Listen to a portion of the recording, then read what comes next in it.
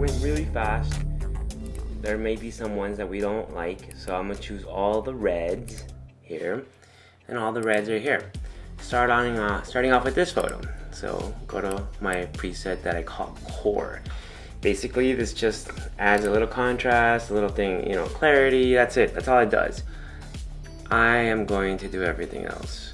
So lower the exposures, lower the temperature, make it a little cooler. A little more, a little more, a little more. That's good. Up the contrast, up the clarity. Tiny bit of structure. And notice how I'm using my Loupedeck, which is awesome. It's awesome because you can do two things at once, you know, like the temperature and the clarity. You can, I mean, whatever. You can do temperature and the exposures at the same time. Copy those, paste them here. Just a little bit, paste them here. Good. I'll clone that. Make it into a black and white. Go to the next one. That one's virtually the same. I'm just gonna take it off. This one might be a little blurry because with kids, you kind of have to move fast. It's got a little bit of, it's not totally in focus. If I make it into a black and white, it won't be as noticeable. I'll just salvage it that way. That one is completely in focus. Good, right there. Let's see how long it takes. It's 6:10. I started what, a few minutes ago? I'm trying to get through all these photos real quick. That one's not in focus. That one's cute. She's looking at mom. I feel like this one could use a little bit of contrast. I feel like the cloud, it kind of like goes over and it causes a little bit of more cloud cover. The sand kind of reflects light back up, so there's little slight discrepancies between some of the pictures. That one is cute. Copy that or clone that. That one's cute too. It's kind of the same. That one's kind of the same as that. Okay, that one's good. I gotta level out the horizon. See, it's kind of doing this thing upwards. I hate that. Undo that. So, oh, it's on structure. That's why it's not rotating. I am accidentally turning the structure. Go to rotate image. There it goes. See, that's good. Good. Paste those settings, but like I said in my last video, whenever I paste settings, it doesn't actually rotate the image. That one's not that great. That one's not that great. That one's cute. Although mom is kind of holding her hair back. Copy those. That one's better. She's even smiling. Good. That one is great right there. Level out the horizon a little bit. Clone that.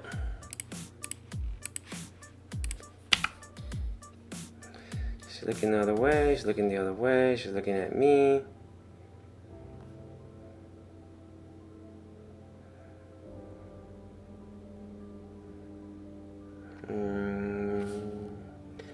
Lower that. Maybe these can all benefit from lowering the tint a little bit. Let's see. Paste it.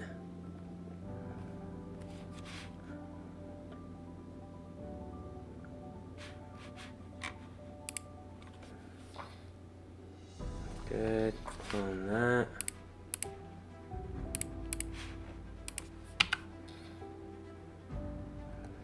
That's kind of the same. This is a different vertical.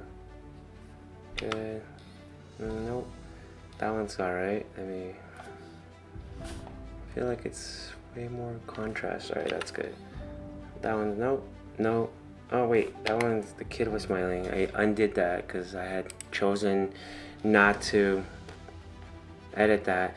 Oh, that's another thing. If you didn't watch my last video, this is what I do. I mark them all red, and then if I don't like a certain photo, I will unmark it red, and then it will no longer show as part of my my photos to edit. What do you guys think? That one is good to go. Looks a little warm to me. Oh, that was good. Paste it. Okay, she's looking here. No, Siri, I don't want anything. Sorry, I didn't quite catch that. Stop it, Siri. Good. Copy that, clone that. You notice how I'm shooting into the rock a lot? Shooting in, and then I show a little bit of the sun. The beach. This is totally overexposed. It's because we're in the middle of the day, but if you have these huge boulders that are giving you shade, it doesn't look totally overexposed. It looks much more pleasing. But you know, it's okay to get some of the overexposed sky shots too. I could have brought my strobes, which I did have a strobe, but it just makes it so that it's less natural, because then I have to have them looking exactly my way, and if they don't look exactly the way that I want them to, you know, when I position my strobe, then it's not gonna look good. And even if it looks like completely on them, I don't really love that really super flashy kind of shot. Plus with a kid, that'll be really tough to expose for the background and light up the kid as she's moving, because she's moving pretty high. I have it at 1/400 shutter speed as it is, and man, in some shots she's moving too fast still. She's looking the other way. Mom's giving her a kiss. That's cute. That's cute too right there. Let me clone that. Let me do some black and white right there. That's cute. And that's kind of the same. It's kind of the same. You can see how the sun is kind of coming through the boulder over here, making this part of the picture super bright. Let's see how we can recover from that. Alright, first let's make this half of this picture look good.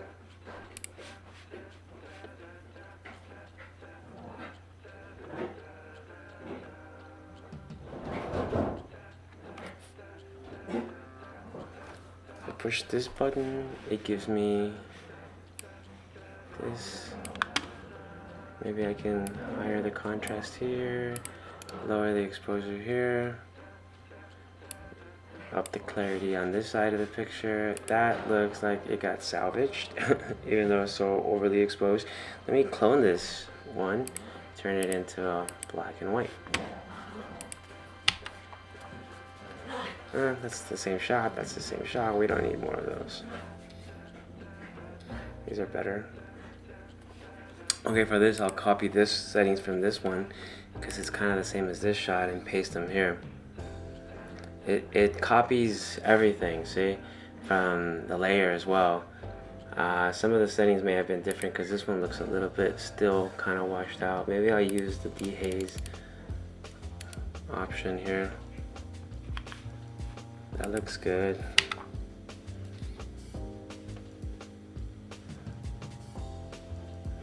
That looks good too. Copy those, clone that, make it into a nice black and white. That's kind of the same shot. Oof, this whole thing is... Alright, let's try this. First I gotta get rid of this layer. Let's put some dehaze.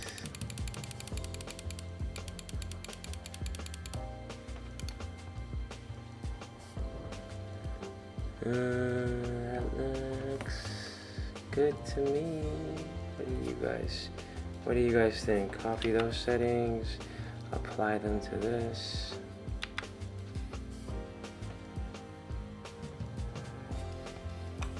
Clone that.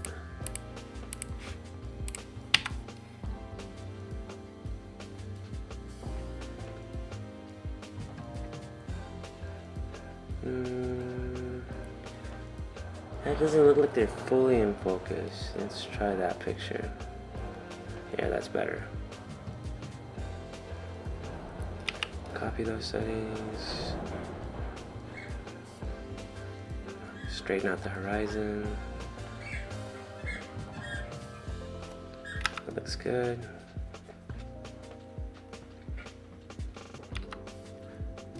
That looks good too. That looks good. I like that picture. Clone that. Black and white.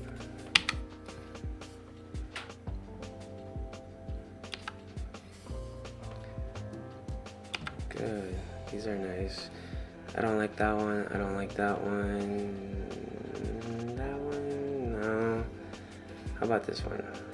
That one's good, but there's not enough. That's not a lot of haze, so I gotta cut down on something here. Maybe cut down on the dehaze option. It looks too contrast. Too much contrast going on. Lower the contrast a little bit more. How does that look? That looks better. Okay, that looks good. I'm always straightening out these horizons. I must have been cold or something on my feet because I know the sand was cold, but why are all my horizon lines kind of skew like that? Right, that's enough of those. That's enough of that. That's a cute one. Mom's playing with her hair over here. Everybody's looking at me. That works. You know how hard it is to get kids to look at you at the same time? I mean, who out there is a kid's photographer? Man, that is super difficult. That for me is up there with newborn photos. Newborn photos are still the most difficult for me though.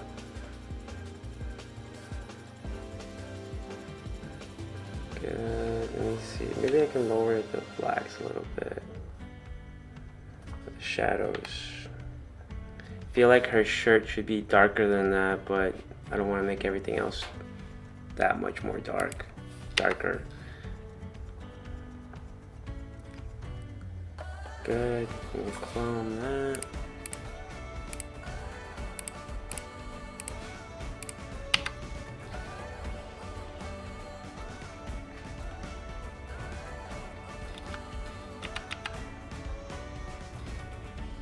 Okay, in this portion of the pictures, the kids were just doing what they wanted and I was just there to capture it. So I had no control over this. I was just getting whatever shots I could. That looks good. It still looks like there's too much contrast going on. Good. That one's fine. Oh, not that one. Let's see. That one's good, but maybe we'll turn that one into a black and white. That one's cute. Here, wanna play with my dinosaurs? Sure. Photographing kids is fun, but it is definitely harder because, you know, they're not gonna cooperate with you for too long. And this was a quick session. I mean, I'm talking like 25 minutes. They were actually a little late, but it turned out that everybody was late that day, so everybody got pushed back a little bit. So it worked out. These are super cute, see? When you're editing like a ton of photos all at once, I use the camera bits, Photo Mechanic, and there's people out there that'll rank them, you know, 1 star, 2 star, 3 stars, 4 stars. I don't really do that. I go through it super quick, as you saw. I mark them red or not. If they're obviously not ones that I'll edit, then I won't mark them. If they're ones that I might edit, then I'll mark them. And then later on when I'm here, I'll unmark them red. So I don't have to worry about that.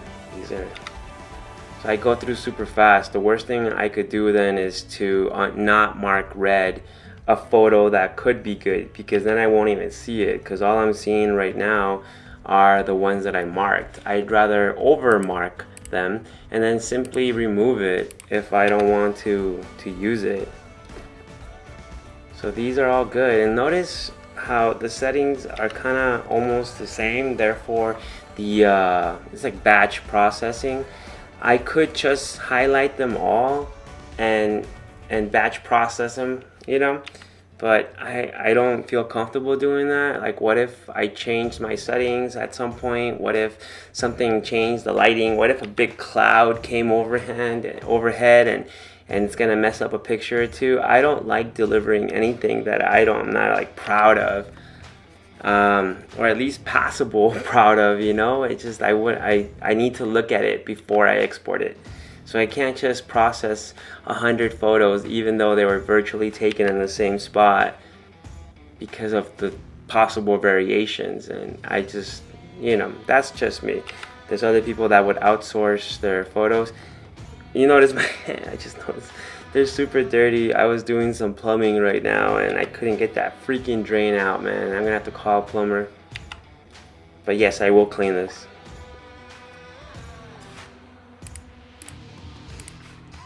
Trying to create these videos as much as possible. I know that if I were on your end and somebody else was editing, I would watch as well, because I'm always so interested to see how other people do what they do. Other photographers, like I watch a lot of photographers, like, well, who do I watch?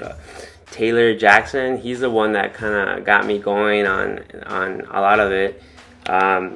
Who's that? Like Josiah Blizzard, John Branch, he's a Fuji photographer, and I think I found him because I actually have 3 Fuji cameras that we use for videography, and I really like them, and I started using them for photos as well, but I'm mostly a Nikon guy. These are all shot with the Nikon Z6.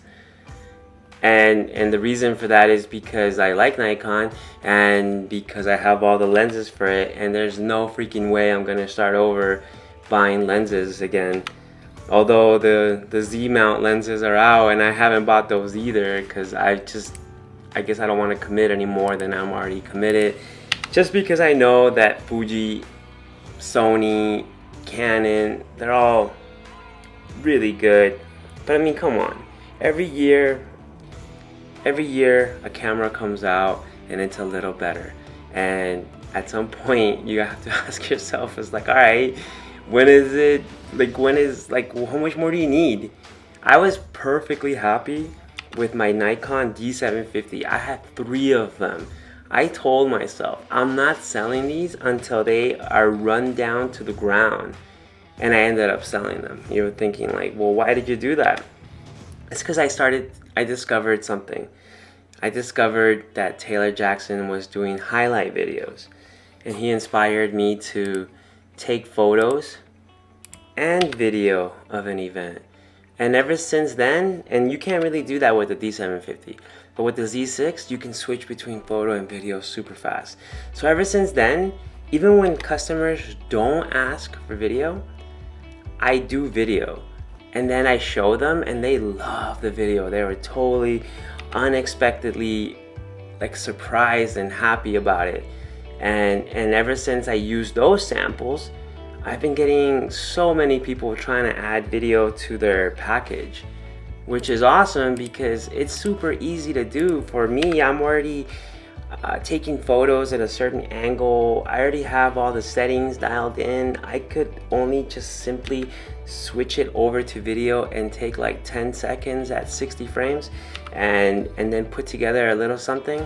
The only tricky parts are parts like how do you get the first kiss on photo and video? That's tricky, right? Lucky for me, most people have been doing long kisses, but you can't really count on that, right? So you get a couple pictures and then you do your video.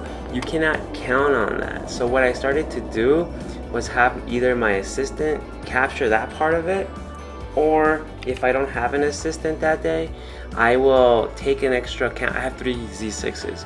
Take an extra camera and just put it on a tripod and just leave it there on the side somewhere, unseen by photos, right? So it doesn't get in my way.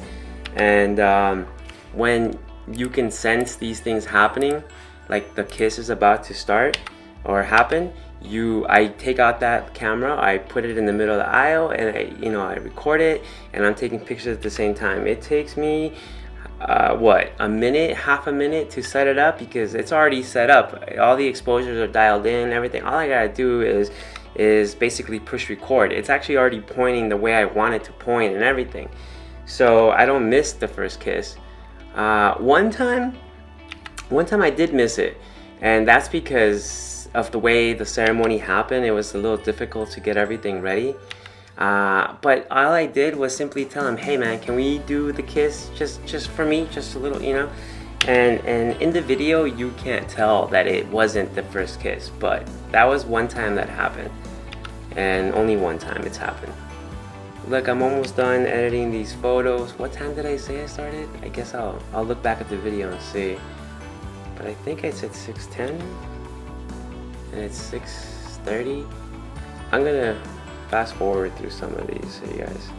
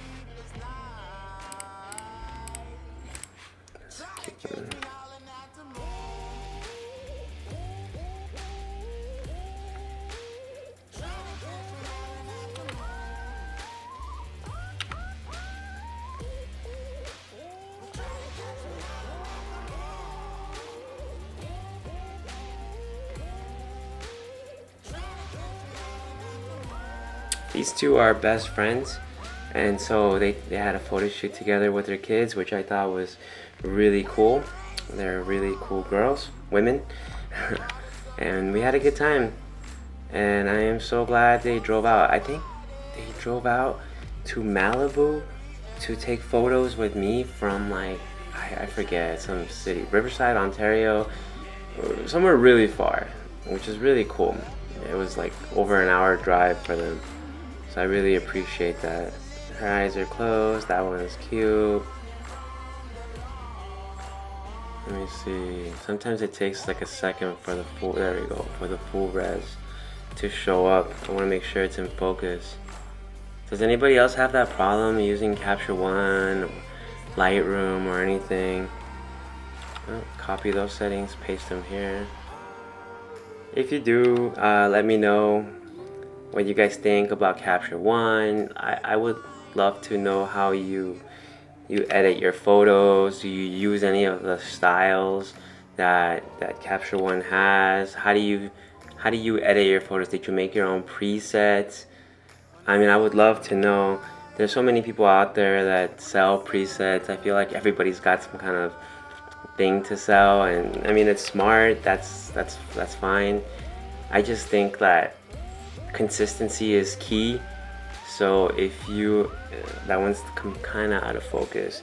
If you're consistent with your editing, you really don't need all these presets being bought every year and different kinds of things. This one does this one does that.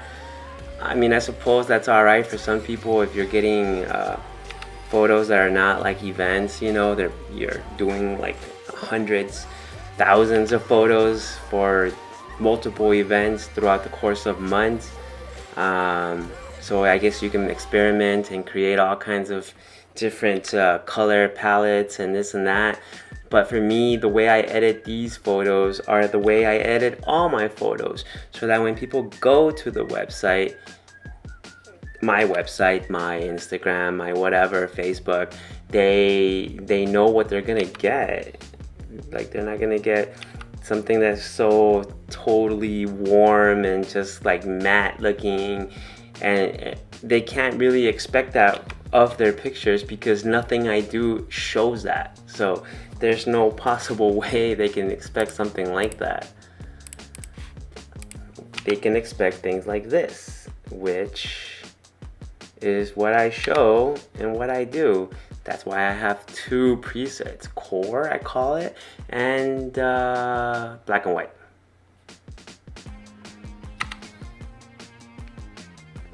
Although I do like the matte one. Maybe I should make a matte one. I used to make a matte one. I mean, not for every picture, just a few select ones here and there. That one's nice. So you notice in all the pictures, I get individuals of everybody, including the kids. I get the kids together. I get the kids with their moms. I get the kids together and alone. I mean, every combination you can think of, you can pretty much get it really quickly if you've had practice, if you know what to do. And you kind of have to, with kids, you kind of have to play it according to whatever they're gonna give you. If one kid's not ready, all right, cool, we'll go with the other kid and her mom. And then if both kids aren't ready, all right, fine, let me do the parents. We can do that right now. You basically have to do whatever it is that's given to you. So this was a little mini session. It was a nice special that I had for the beach. And so they came, they drove, they're gonna get a ton of photos. What are we at right now? 191. So these are photos that they can always like cherish, you know. It didn't cost them that much. I really believe that one's not a good photo. That one's blurry. I really think that photos, not to devalue our work, because obviously I really value my work, but I also feel like some people just can't afford $400 photo shoots, you know. It's like if it were me, not if I wasn't a photographer and a photographer was asking me for $400, $500 for an hour shoot, I might hesitate just because I'm like, okay, I don't know, you know. Photos are nice, but there's a lot of other things to pay for. So maybe the problem is that I'm not my ideal client, is what you would call it. But a lot of people can afford, let's say, $150 for a small little shoot that would come out with a lot of photos. And you know, as a photographer, $150 made for a 30-minute, 20-minute session, that's not enough to pay for the rent or mortgage. So you're never gonna live off that. But what happens when you have 3 sessions, 3 mini sessions? You're there at the beach or whatever you're at, and you just made what is it, $450 off an hour and a half time. So I guess it's more of the bulk mentality, but still give quality. I'm not gonna give people bad pictures, but that one's not a good picture. Her face is not in focus right here. What am I at here? I'm at 2.5. So, and they're moving, so you can see. I mean, if you're a photographer, you know how difficult it is to get focus at such a shallow depth of field. Nah, that's not a good picture. That's not good either. Like, I feel like her hands should be the one in focus. Maybe if you turn it black and white. What happens if you turn it black and white? It's artistic now, right? Alright, that's it. So we came out with 187 photos. Look at that. 187. Oops.